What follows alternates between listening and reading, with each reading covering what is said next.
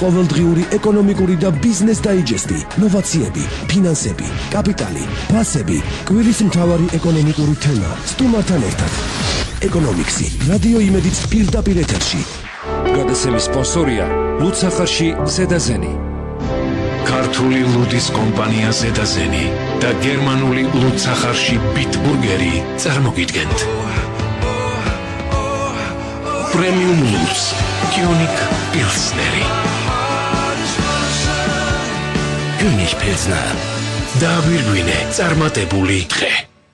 რასარგებელი შეიძლება მოუტანოს გლეხ სოფლის მეურნეობის სამინისტროს ახალმა ინიციატივამ, რატომ უნდა გაწევრიანდეს ფერმერი კოოპერატივში და არის თუ არა მსგავსება სასოფლო-სამეურნეო კოოპერატივებსა და საბჭოთა კოლმეურნეობებს შორის. კვირის მთავარი ეკონომიკური თემით პირდაპირ ეთერშია გადაცემა ეკონომიქსის სტუდიაში ჟურნალისტი ირმა ებრალიძე მუშაობს. კიდევ ერთხელ მოგესალმებით.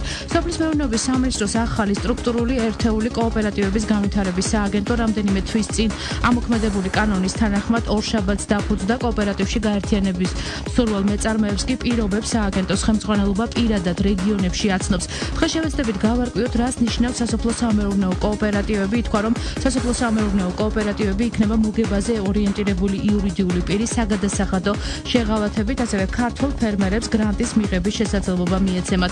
დღეს ჩვენი გადაცემის სტუმარია სასოფლო-სამეურნეო კოოპერატივების განვითარების სააგენტოს თავმჯდომარე გიორგი მიშალაძე. აქვე გეტყვით ჩვენი სტუდიის ტელეფონის ნომრებს 292 11 88 292 11-99 დაგვირეკეთ, განსაკუთრებით ეს თემა რეგიონებში დააინტერესებთ. აქვე შეგიძლიათ გამოაგზავნოთ მოკლე ტექსტური შეტყობინება ნომერზე 917778. SMS გზავნილის ღირებულება შეადგენს თქვენი მობილური ოპერატორის სტანდარტულ ფასს. ერთად შევაფასოთ ეკონომიკური მოვლენები. სტუმარი ეკონომიქსში. ბატონ გიორგი, გამარჯობა, ძალიან დიდი მადლობა, რომ მონაწილეობთ გადაცემაში. მას შემდეგ, რაც ეს თემა გაჟღერდა, ჩვენთან მაგალითად სტუდიაში იყო ზარები, აინტერესებთ ადამიანებს უშუალოდ ამ სასოფლო-სამეურნეო კოოპერატივებთან დაკავშირებით უფრო მეტი დეტალი. კანონი მივიღეთ რამდენიმე თვის წინ, როგორ მიმდინარეობს პროცედურა და რა უნდა გააკეთოს ფერმერმა იმისათვის, რომ გაწევრიანდეს ამ კოოპერატივში. მოგესალმებით კიდევ და კიდევ, მივესალმებით რადიო მსმენელებს. მე მინდა აღვნიშნო, რომ სააგენტო შექმნილია, უკვე დაფუძნდა, შესაბამისად პრეზენტაცია მოვახდინეთ და განვაცხადეთ ჩვენი უფლებამოსილებებსა და მიზნების შესახებ.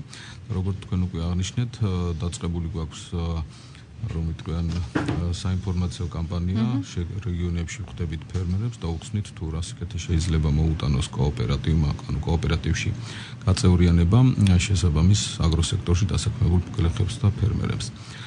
რა უპირატესობა გავმართოთ?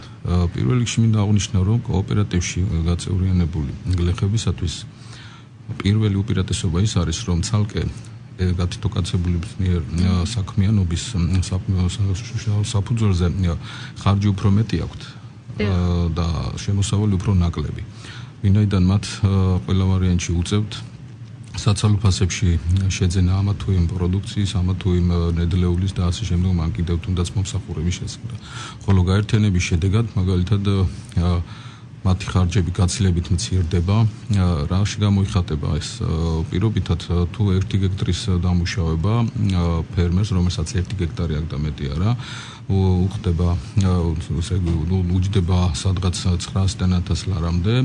იმ შემთხვევაში თუ ეს გაერთიანდება კოოპერატივში და უკვე ეს ძალები, ეს რაოდენობა გაიზრდება გაცილებით, მაშინ უკვე გაწეული ხარჯი დაახლოებით 10-15%-ის ფარგლებში შეიძლება უფრო მეტი რაოდენობითაც შეუმცირდეთ ხარჯი, ვინაიდან უკვე მათ უწევთ არა მხოლოდ საცალო ბაზართან ურთიერთობა, არამედ საბიტუმო ბაზართან ურთიერთობა.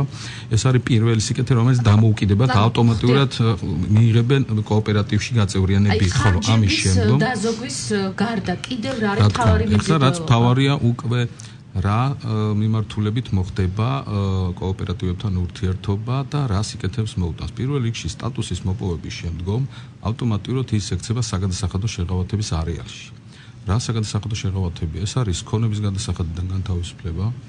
პირველად ესე იგი, ეს არის მოგების გადასახადისაგან განთავისუფლება, ასევე საშემოსავლო გადასახადისგან განთავისუფლება, დივიდენდი, რომელსაც მიიღებს კოოპერატივში გაწევრიანებული მეპაიე.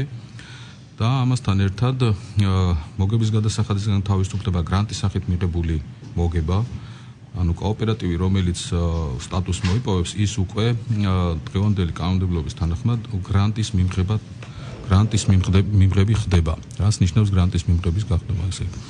მოგეხსენებათ ადრეც მოქმედი კანონმდებლობით მეწარმე სუბიექტს ჰქონდა რა თქმა უნდა საჩუქარის მიღება, ვინაიდან გრანტი საჩუქარია თავისი არსით. საჩუქრის მიღების უფლება, მაგრამ ამ შემთხვევაში ის იბეგრებოდა ჩვეულებრივად მიუხედავად იმისა, თქვათ ეს ფიზიკური პირი იყო თუ იურიდიული პირი, მეწარმე სუბიექტი თუ იყო, ის იბეგრებოდა ჩვეულებრივად ფიზიკური პირის შემთხვევაში 20%-ით, ხოლო იურიდიული პირის შემთხვევაში 15%-ით.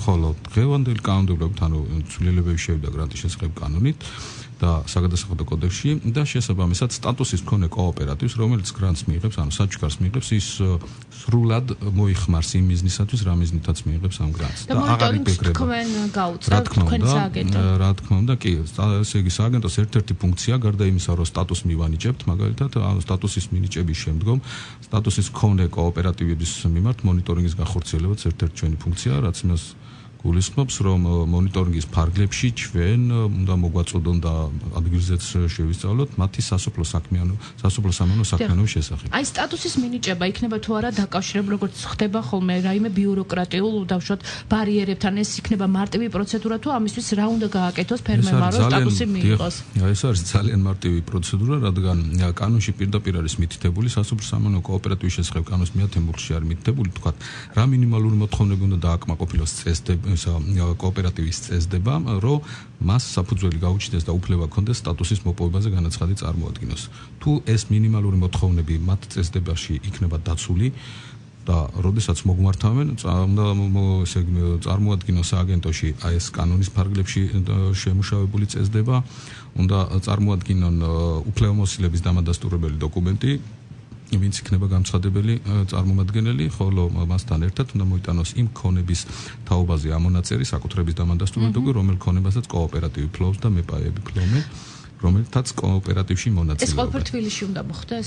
ან თქვენთან უშუალოდ სოფლის მეურნეობის სამინისტროში? სააგენტოში უნდა მოიტანოს. თქვენ თქვით, რომ საუბარია საგადასახადო შეღავათებზე, თუმცა ალბათ რაიმე გადასახადების გადახდა ამ ადამიანებს მაინც მოუწევთ. რა თქმა უნდა. რა გადასახადებზეა ამ შემთხვევაში საუბარი?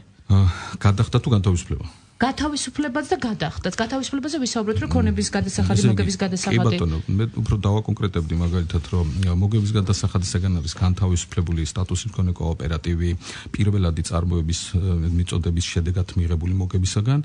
ანუ უკვე ზღვარი აღარ არის, რა თქმა უნდა, გარკვეული შეღავათები აგრარულ სექტორში ისედაც მოქმედებდა დღემდე, მაგრამ ეს ისედაც იმოქმედებს კიდევ და დამატებით არის ეს შეღავათები კოოპერატივების მიმართ. მოგების განთავისუფლებული, მოგების გადასახადით არის განთავისუფლებული ჩვეულებრივად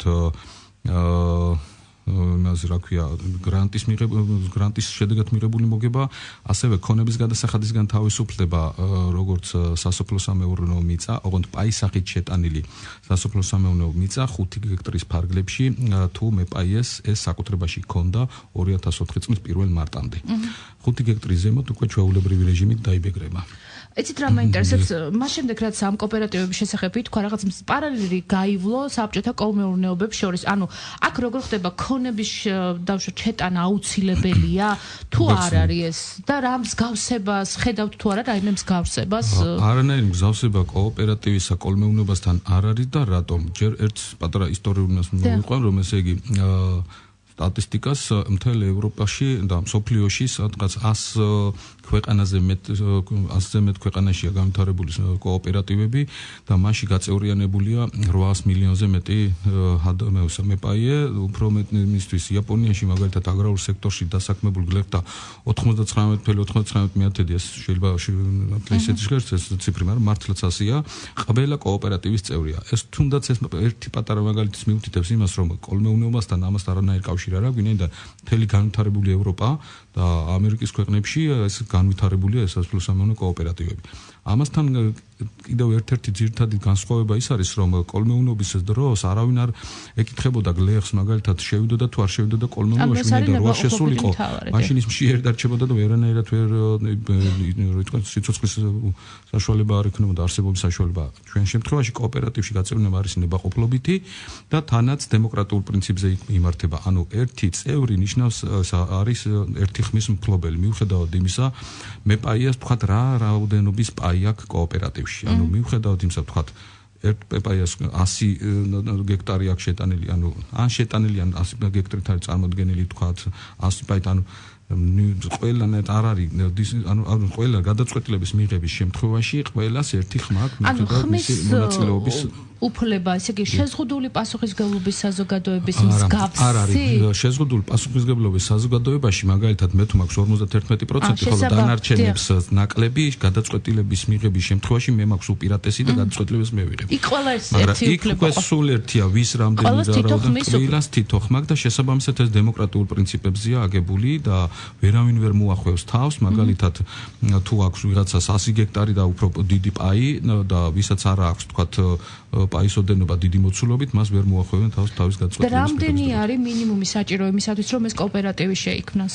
კანონის თანახმად მოქმედებს ეს კანონი სასოფლო სამეურნეო მაღალმთიანი რეგიონების განვითარებისა და მაღალმთიანი რეგიონების სოციალური და კულტურული დაცვის შესახებ კანონი არსებობს, რომელიც კანონის დანარჩი არის მითითებული ის დაბები, სოფლები, რაიონები, რომლებიც ითვლებიან ამ კანონის თანახმად რეგულარულ სფეროში ექცევიან. აი სწორედ ამ რეგიონებში, ამ დაბებში, ამ სოფლებში სავალდებულოა მინიმუმ 3 წევრი იყოს დაფუძნების დროს, ხოლო დანარჩენ საქართველოში უკვე 5 წევრია მინიმალური. გასაგებია, მე კიდევ ერთხელ გამოვაცხადებ ჩვენი სტუდიის ტელეფონის ნომრებს, ახლა გადაცემაში რეკლამის დროა და მანამდე გეტყვით, რომ 292 1188 292 1189 დაგვირეკეთ და დასვით შეკითხვა პირდაპირ ეთერში, ასევე გამოგზავნით მოკლე ტექსტური შეტყობინება ნომერზე 91778.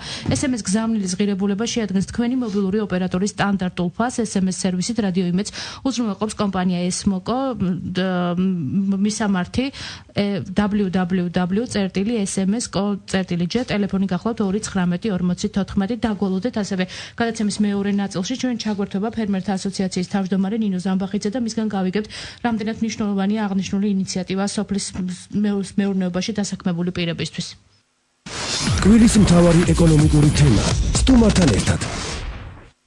ჩვენ ისევ პირდაპირ ეთერში ვართ, შეგახსენებთ, რომ ეთერშია გადაცემა ეკონომიკსის სტუდიაში ჟურნალისტი ირმა ებრალიძე მუშაობს, ჩვენი სტუმარი გახლავთ სასოფლო სამეურნეო კოოპერატივების განვითარების სააგენტოს თავმჯდომარე გიორგი მიშელაძე. თქვენ შეგიძლიათ დაგვირეკოთ ტელეფონის ნომრებზე 292 1188 292 და დასვათ შეკითხვა უშუალოდ კოოპერატივებთან დაკავშირებით. სანამ ბატონ გიორგისთან მე გავაგრძელებ საუბარს, მანამდე სატელეფონო ხაზია ფერმერთა ასოციაციის თავმჯდომარე ნინო ზამბახიძე. საინტერესოა მისი მოსაზრება. ქალბატონ ნინო, გამარჯობათ. ქალბატონ ნინო, გამარჯობათ. ჩვენ ამ ჩართვას ოდნავ მოგვიანებით შემოგთავაზეთ, მანამდე სატელეფონო ხაზია მსმენელი, რომლის შეკითხვაც მოვისმინოთ, გისმენთ? გამარჯობათ.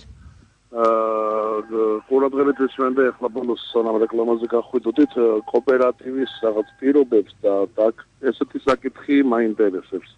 ესე იგი, როგორც ბრძანა ბატონმა სტუმარმა, ესე იგი, თუ ერთი ხმის უფლებით სარგებლობს კოოპერატივის ერთ-ერთი მონაწილე, რაც უნდა ქონებით იყოს შესული, ხო? მე მგონი სწორედ გავიგე რა. და შემდგომ იყო ნათქვამი, რომ 3 წევრისგან უნდა შედგებოდეს აუცილებელი პირობაა, რომ კოოპერატივი შეიქმნას. მე მგონი ეს სწორია, ხო? მაღალმთიან რეგიონებში, აი კანონით მინიმუმ 3 წევრი უნდა იყოს, მინიმუმ 3 წევრი მინიმუმ 3. აი მოიცა ალბათ თუ გაქვთ ერთი ნახევარი წუთი დრო, აი პრაქტიკულად წარმოვიდგინოთ. ნუ ადამიანს ხავს დაუშვათ ერთი 10 ძროხა, მეორეს მეზობელს ხავს ერთი კარგი ღორი და მესამეს აქვს მიწის საკმაოდ დიდი რაოდენობის ნაკვეთი. დიახ. აი პრაქტიკაში ესე იგი მოვიდა გაზაფხული და დადგა საკითხი რა უნდა დაიწყოს ამ მიწის ნაკვეთზე. რაკლა სათიძროხის პატრონმა თუ მეორე თქვა რომ ღორისთვის საჭირო საკვები უნდა დავთესოთ ამ მიწაზე. მე შემიძლია გითხრათ რომ ეს 3 კაცი რასაც რა მაგალითიც თქვენ მოგყავთ ხო?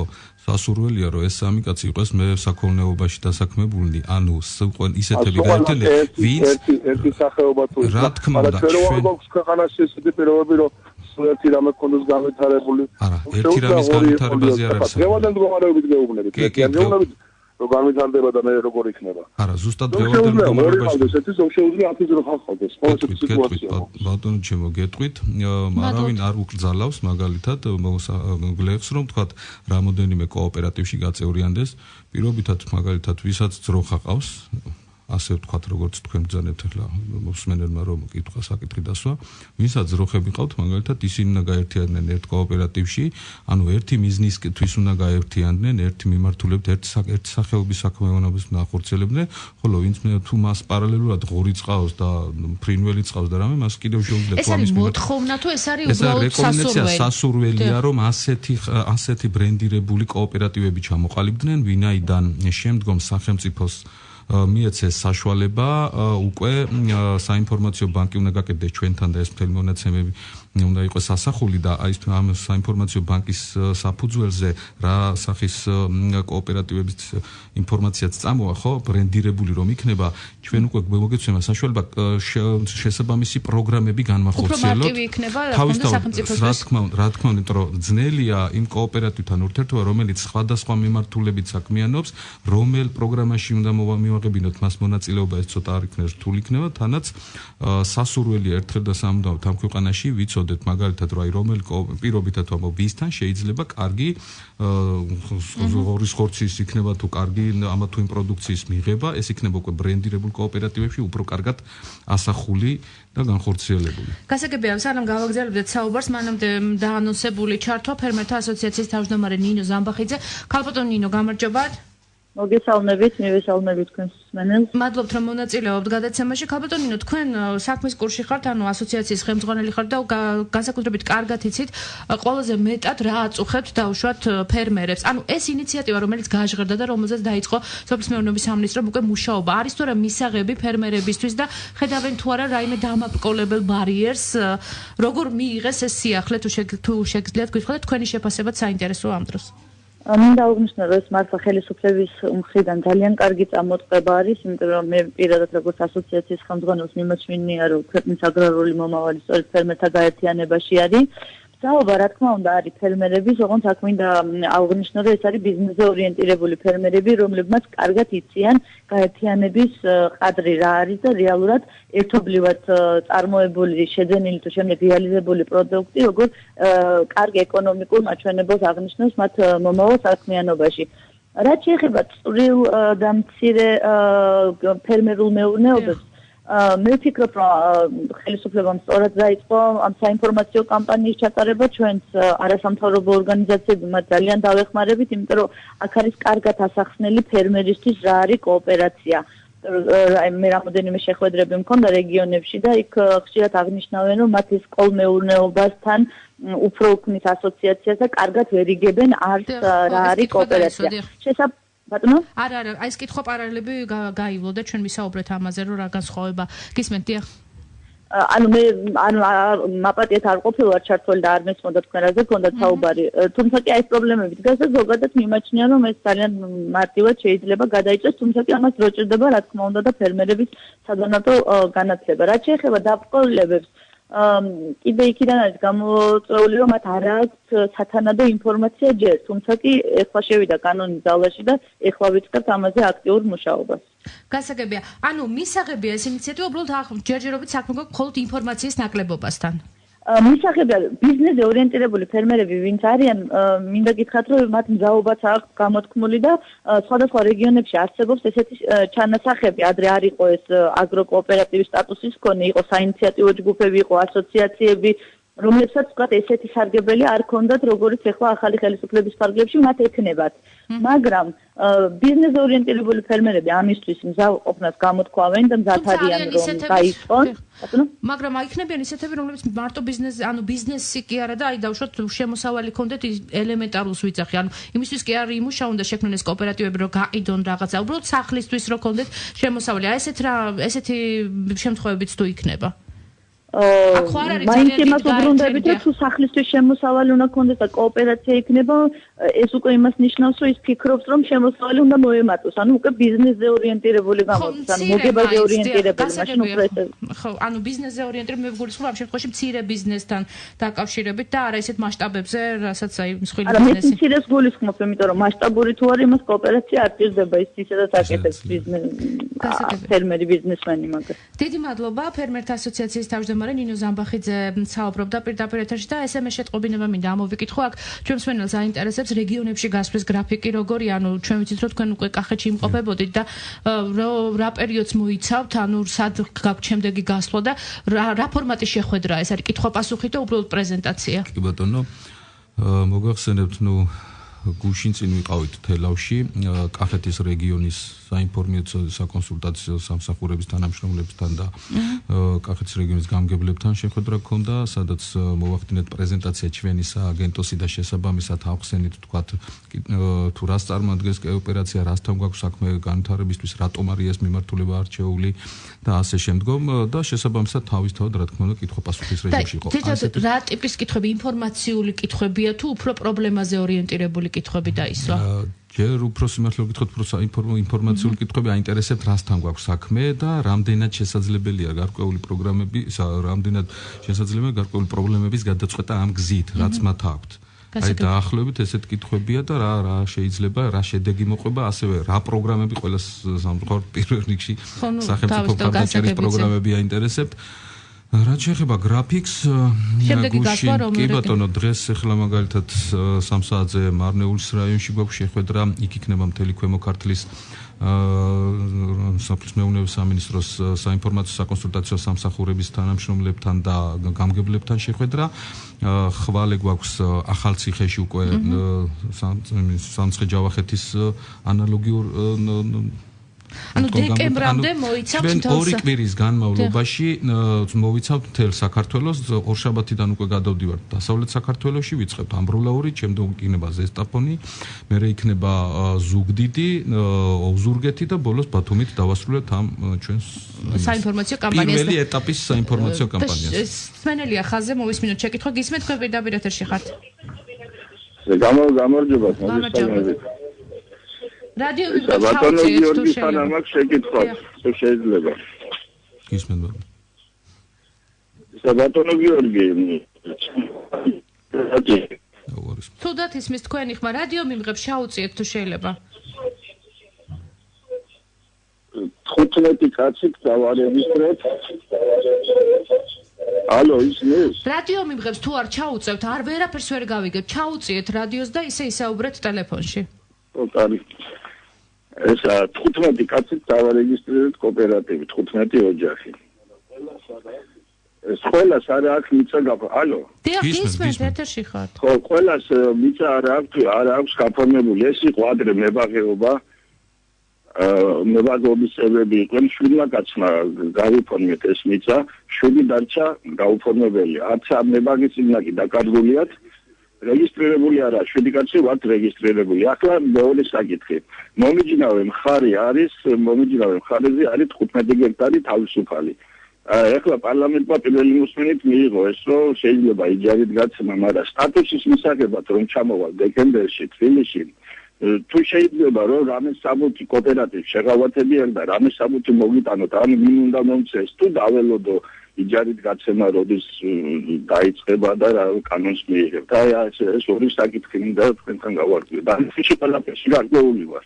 მადლობა. დიდი მადლობა შეკითხვისათვის. მე შემიძლია გითხრათ რომ სამწუხაროდ იმისათვის რომ კოოპერატივში წევრი გახდეს, ანუ მეპაიე გახდეს ფიზიკური პირი, საჭიროა რომ მის სარგებლობაში არსებული მიწა იყოს დარეგისტრირებული. თუ ვერ იქნება დარეგისტრირებული, სამწუხაროდ ის ვერ მოახერხებს, ანუ ვერ იქნება კოოპერატივის წევრი, რომელ კოოპერატივმაც უნდა მოიპოვოს შემდგომში სასოფლო-სამეურნეო კოოპერატივის სტატუსი.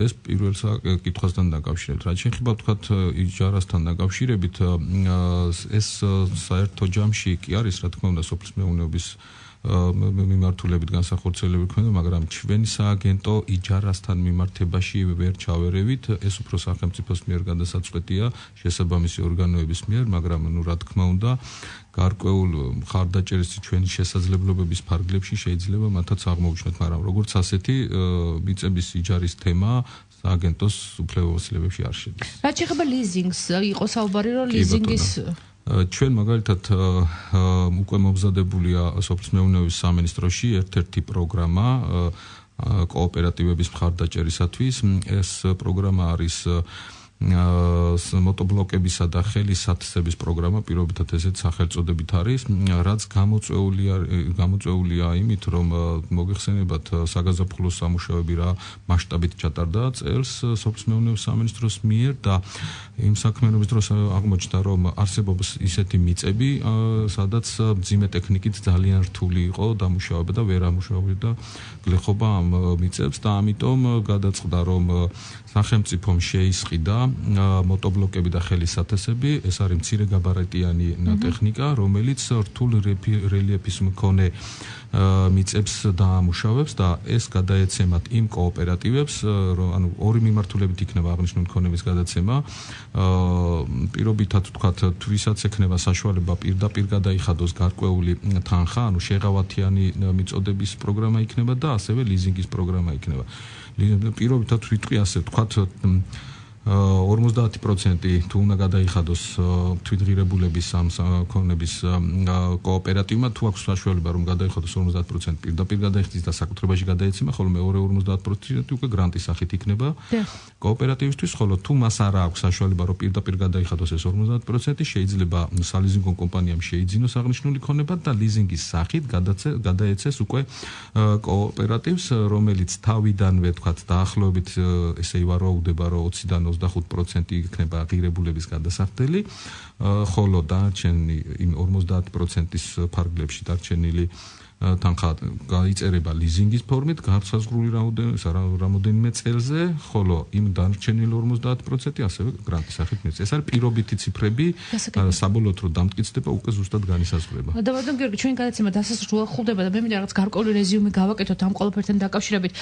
გასაგებია, რომ ქვეყნისთვის სოფლის მეურნეობის სფერო არის ერთ-ერთი პრიორიტეტი და ამ კუთხით რაღაც ბევრი პროექტები შეიმუშავა სამინისტრომ განახორციელა, მათ შორის ერთ-ერთი არის ეს. გათვლა მთავარი, რაც აქვს ხელისუფლებას ამ პროექტთან დაკავშირებით, რა მოლოდინები არსებობს და რატომ გონიათ, რომ დაინტერესება იქნება დიდი?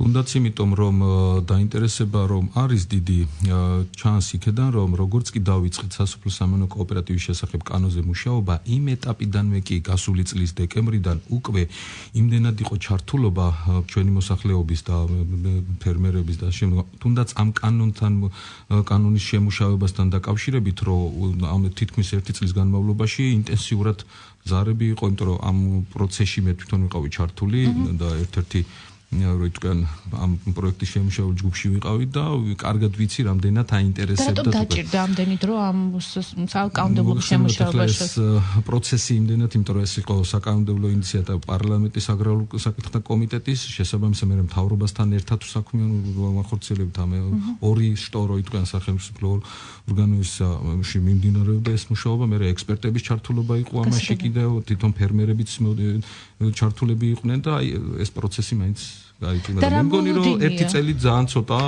ამ კანონის მიღების, იმიტომ რომ თავიდანვე საერთოდ ახალგაზრდებს რა თქმა უნდა ნულიდან დავიწყეთ, მაგრამ ამის გამოცდილება არაფერი არ იყო. თუ არ ვწვით აი ძველი კოლმეურნეობისა, რომელთანაც არანაირი შეხება არ აქვს. და მოლოდინი როგორი გაქვთ? მოლოდინი მე ვიტყოდი, რომ საკმაოდ ისეთი იქნება ეს გაერთიანებით აგროსექტორის განვითარების გზა წეგან ქალბატონი ნინომაც აღნიშნა, აგროსექტორის განვითარება მართლა ამ კოოპერაციაზე გადის.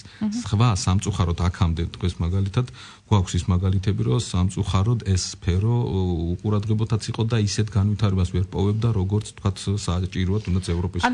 აი მოლოდინი არის უბრალოდ რომ თქვათ შეიძლება ვთქვათ, რომ ასეულობით წესით, ასეულობით კოოპერატივი უნდა შეიქმნას საქართველოში, რომელიც შემდგომ ანუ იმის გარანტია გვექნება, რომ ადგილობრივი ვაშლი უფრო იაფი იქნება, ვიდრე დავუშვათ თურქეთიდან შემოდრანილი. იმის გარანტია გვექნება, რომ ჩვენ, მაგალითად, მე ასე ვიტყვი, მაგალითად, რომ ჩემი ოცნება პაცირედი ამ მიმართულებით, რომ საქართველოში შეიქმნეს აგრარული ბაზრები, კოოპერატიული აგრარული ბაზრები, რომელშიც იყოს ჩვენთვის ადგილობრივი იქნება და ჩვენ გვეცოდინება, რომ ბაზარში მაგალითად იმ ადგილას ხო ეს არის ქართული წარმოების და არა ვთქვათ იმპორტირებული, ანუ კოოპერატივების განვითარებით იმპორტი უნდა ჩანაცვლდეს ადგილობრივი პროდუქციით. აუცილებლად მეტნაკლებად ძალიან დიდი პროცენტით ჩანაცვლდეს ადგილობრივი იმპორტირებთან შედარებით. ხარდაჭერაც მაგაში გამოიხატება, რომ თვითღირებულება ნაკლები იყოს ამ პროდუქციის. შეგვიძლია ამ შედეგს დავდოთ ესეთ შედეგს.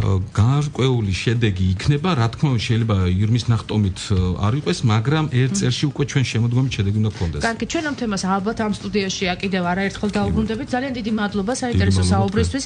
სასოფლო-სამეურნეო კოოპერატივების განვითარების სააგენტოს თავმჯდომარე გიორგი მიშალაძე იყო ჩვენი გადაცემის სტუმარი. მე ერთი კვირით გემშვიდობებით, მომავალ ხუთშაბათს ამ სტუდიაში სხვა თემით და სხვა სტუმრით დავუბრუნდებით. მადლობთ. ყოველდღიური ეკონომიკური და ბიზნეს დაიჯესტი, ნოვაციები, ფინანსები, კაპიტალი, ფასები, კვირის მთავარი ეკონომიკური თემა სტუმართან ერთად. ეკონომიქსი, რადიო იმედიც პირდაპირ ეთერში.